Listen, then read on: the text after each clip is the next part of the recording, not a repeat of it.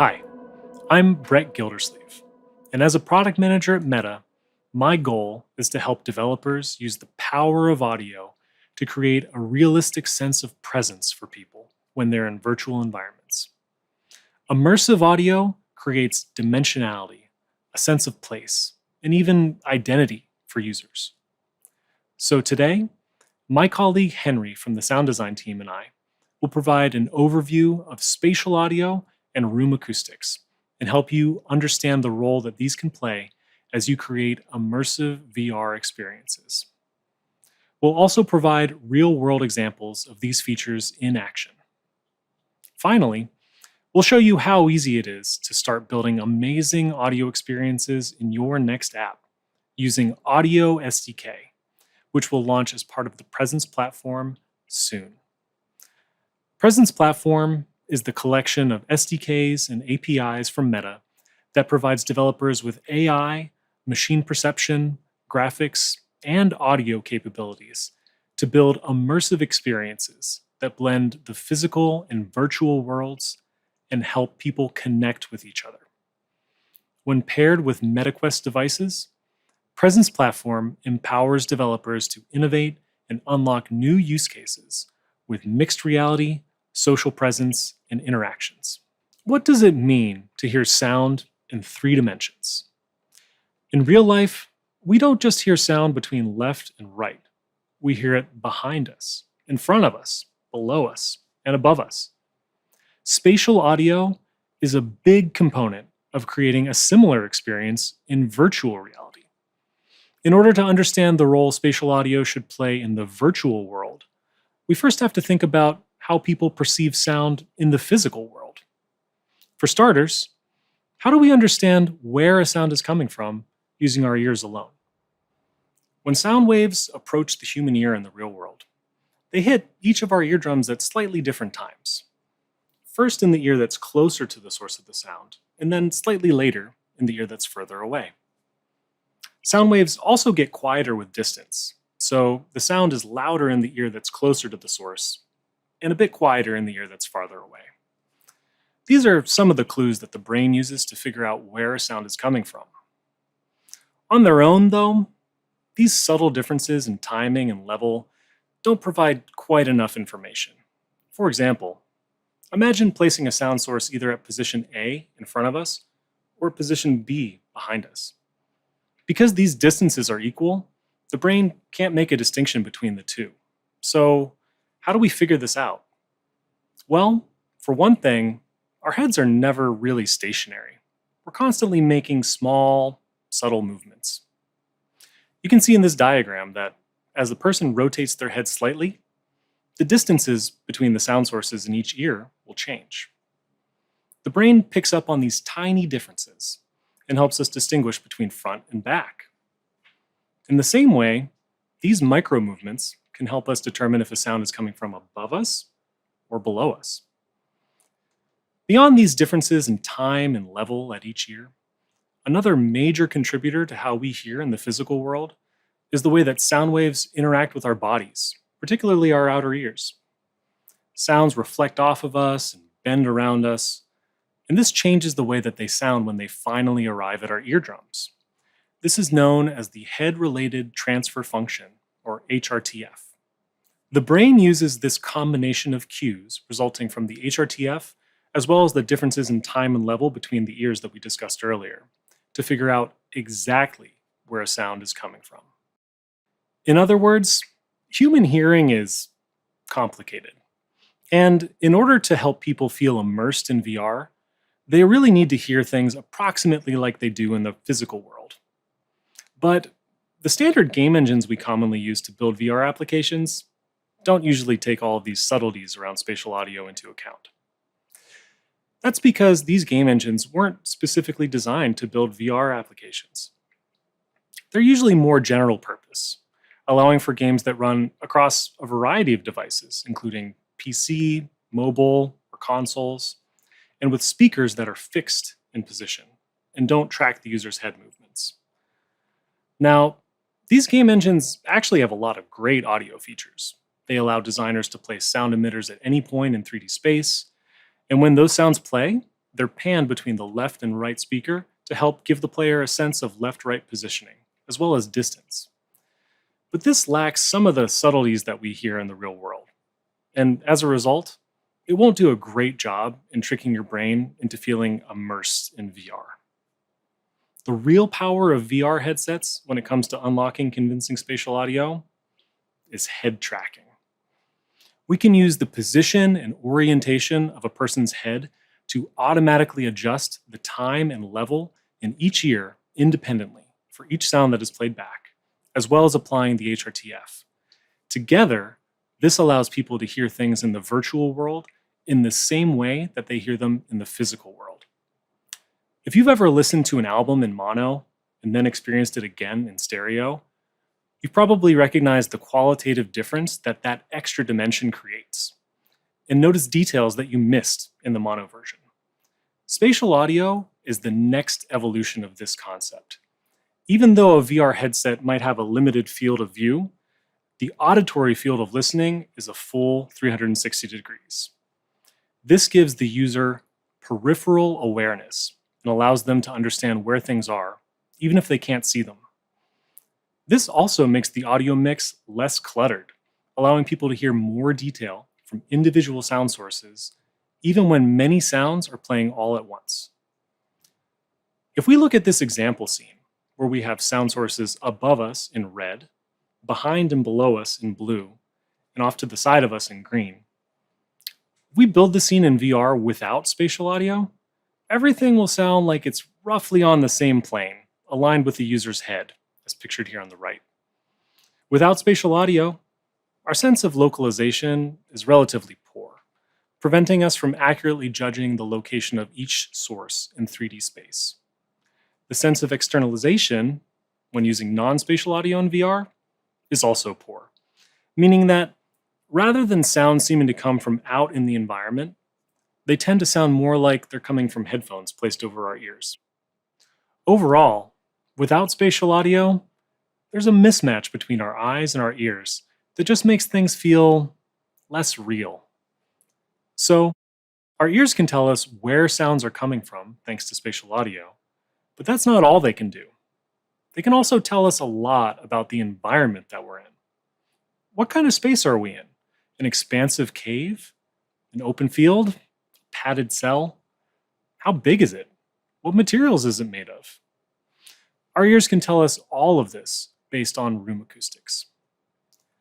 In the physical world, sound waves spread out from a source similar to how ripples spread across the surface of a swimming pool. While the waves that take a direct path to our ears are the ones we hear most prominently, countless others reflect off of the walls, ceilings, and floors and other objects in the room before they reach our ears. We call the waves that arrive first the direct sound, since they travel in a direct path to our ears. Those that arrive shortly thereafter, after bouncing off one or two nearby surfaces, are called early reflections. And the waves that bounce around many times before they reach our ears are called late reverberation. The materials of the walls, ceilings, and floor will reflect or absorb sound waves in different ways, which can change how these reflections sound to us. The brain is incredibly good at taking in all of this information and giving us an understanding of the physical space we're in, including the size, shape, and material properties of it. Think about it. If you close your eyes and clap your hands, you'll easily be able to tell if you're in a big carpeted living room or a small concrete bunker. So, how does this work in game engines? Well, similarly to spatial audio, game engines don't apply room acoustics by default. When you hear a sound in a game engine, the default behavior is to just play the direct sound. This gives you a feeling that you're floating in space. You have no sense of the environment that you're in.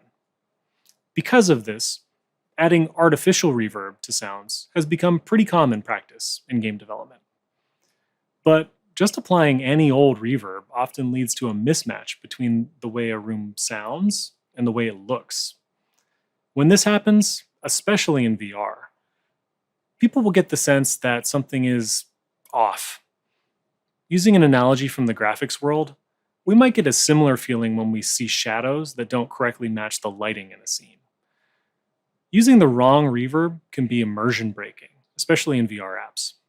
For example, a person might see a large room around them, but it still sounds like a small closet. There's actually a name for this in research literature: the room divergence effect. As you can see in this excerpt from a research paper on this subject, room divergence causes a collapse in the plausibility of the overall auditory scene. For the end user, this effectively means that it can break their suspension of disbelief. Luckily, we provide tools that will help you easily create room acoustics that correctly match virtual spaces. And this really makes virtual environments much more believable because our eyes and our ears won't be contradicting each other. Immersion is one of the goals of virtual reality, and the combination of spatial audio and room acoustics are vital in achieving this goal. When these are done right, we truly feel sonically teleported into the worlds we've created, rather than just observing them through a screen. With that in mind, to talk about some real-world examples of how we use these features in our own VR experiences, as well as help you get started with building your own, let me introduce Henry Halverson. So Brett has covered a lot of spatial audio concepts and terminology. Now, how do we apply these in practice and really pull people into the virtual worlds we create? Hi, I'm Henry Halverson.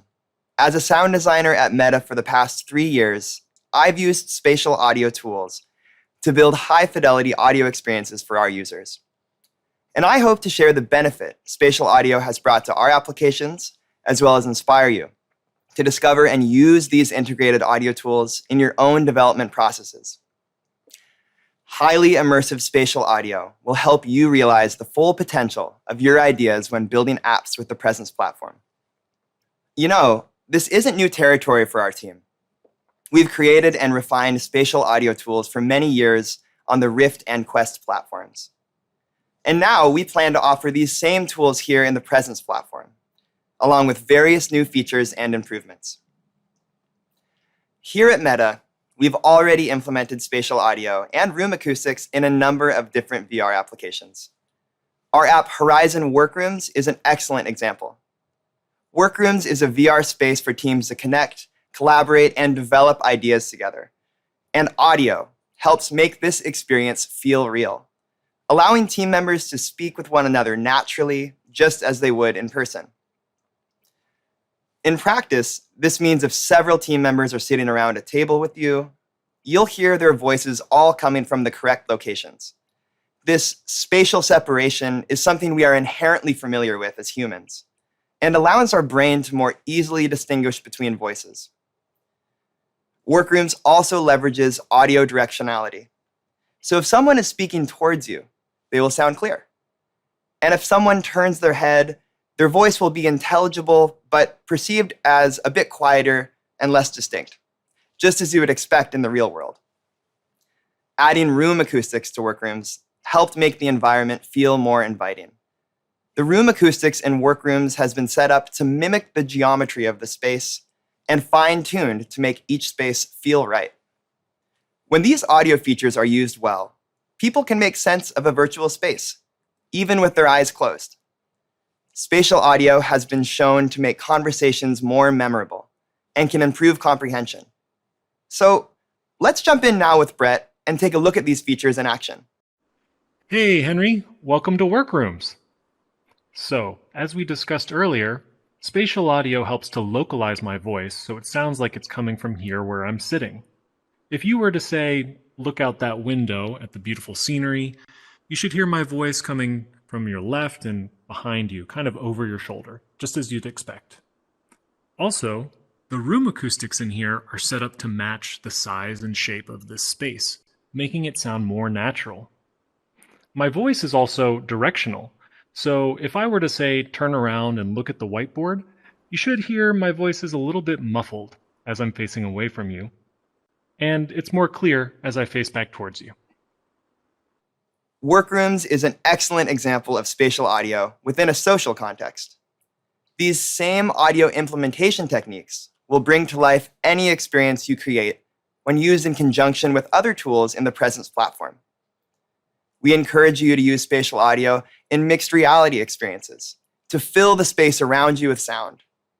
Use these audio tools with the Interaction SDK and create hands-first experiences without controllers that use audio to provide an additional dimension of feedback to help support interactions with virtual objects. Our recent Interaction SDK demo firsthand is another example of the impact immersive audio can have on a project. Let's listen to the audio in this experience.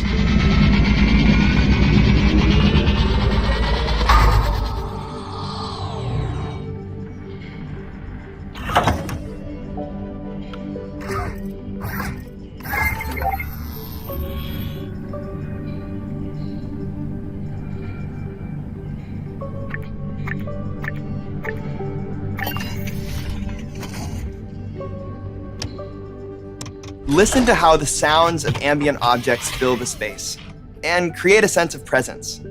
I really love how the sound design in this demo gives the player information about what they should do next. And when the player touches something, they learn more about it through how it sounds. Now, let's talk about how you can get started creating immersive audio for your app with the Audio SDK. Our goal with offering spatial audio in the Presence platform is to make integration quick, accessible, and intuitive. We have built in enough flexibility for you to craft the audio experience that feels right, while keeping things easy to use. If you are a developer with limited experience in audio, you'll find the SDK contains several easy-to-understand components, which integrate with and expand the functionality of Unity's native audio engine. If you are an experienced audio programmer or a sound designer in search of a powerful spatial audio or acoustic solution for your team's upcoming project, you'll be able to dive deeper and uncover the true potential of the Audio SDK. We've added several new audio features and will continue to expand the feature set in the future with more advanced control over spatialization and acoustics. We plan to provide SDKs that work with Unity and Unreal game engines, as well as audio middleware providers Wwise and Fmod. You can expect the Unity Audio SDK later this year, and then support for Unreal Engine, Wwise, and Fmod will follow after that. So keep an eye out on our Presence platform website, where we'll launch a public experimental release of the Audio SDK later this year. And check out other sessions on the Presence platform at Connect. We hope you feel inspired to leverage the power of Audio SDK to create a truly immersive experience.